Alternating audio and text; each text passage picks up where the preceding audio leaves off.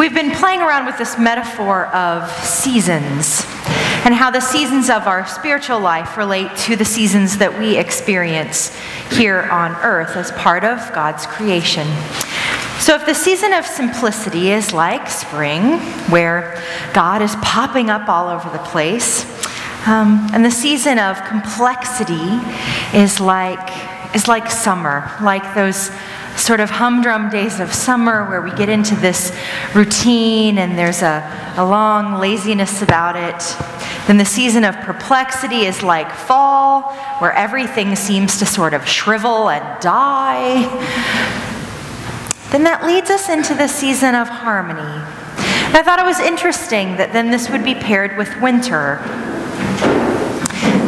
But it's not paired with winter in the sense of winter storms that rage and ice and snow that we have to deal with and sort of the frustration that winter is.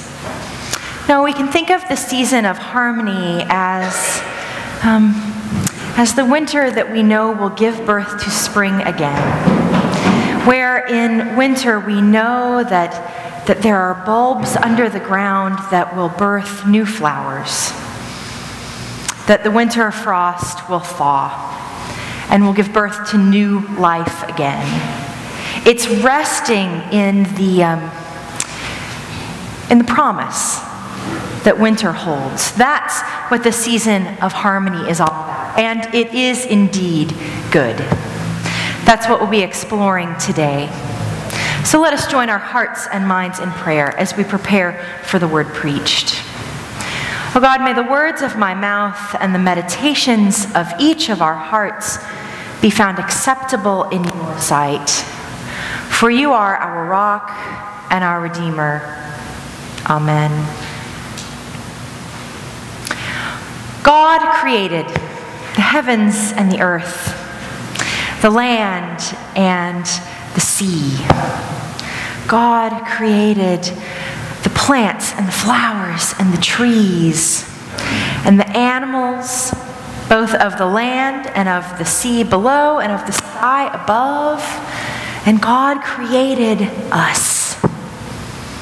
And God looked at everything that God had created and said, "Oh, it is good. It is so very good. It's all good." And that's where I always want to say, really, God, mosquitoes are good? What purpose does a mosquito serve anyway, especially within the goodness of creation? I'm thinking, really not at all. There's no goodness there in the mosquito. At the least, there's this sort of annoying buzzing near your ear, and then there's the pain of the mosquito bite. And at the worst, there's malaria, right? There's no good in the mosquito. And if someone knows different, please come and tell me after worship. But I can't find any goodness in the mosquito. There are other things that are part of creation that I can't find any goodness in either. I can't find any goodness in tornadoes. Have you ever been to a town that's been ravaged by a tornado? The devastation is shocking. I mean, it looks like somebody came over to a little kid's building that was built by blocks and just kicked it, and everything scatters everywhere. I can't find any goodness in earthquakes or in tsunamis that come after earthquakes. I can't find any goodness in hurricanes or in wildfires, either the ones that happen because of lightning strikes, and certainly not in the ones that are set by human beings on purpose.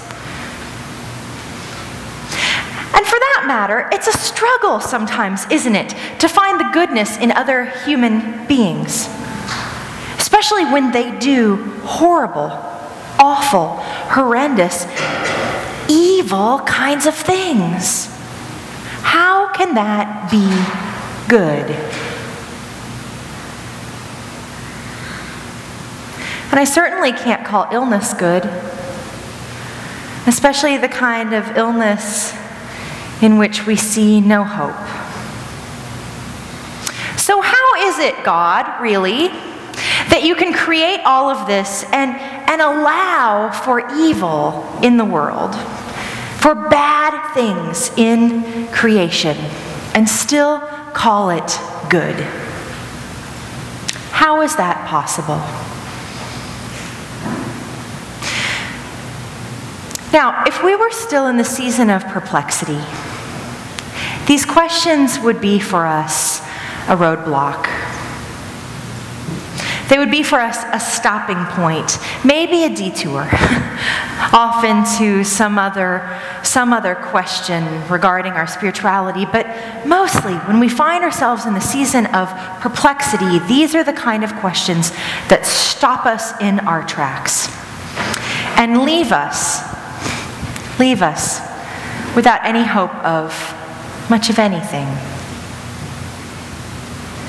But when we arrive at the season of harmony, something else happens with those questions. Instead of becoming a roadblock, instead of becoming a detour, they become an invitation to a deeper way. Now, I used the word arrive, and I did that very intentionally, that we arrive at the season of harmony.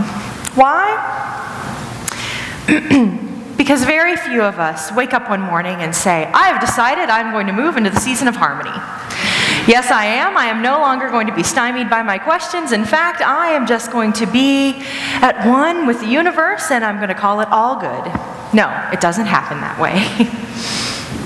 Usually, we slide into the season of harmony or are drugged there. You remember that poem, Footprints in the Sand, right? Where this person sees the beach and there's one set of footprints that are going along. And at first the person thinks back over their life, over these difficult times, maybe seasons of perplexity that they've had, and they think to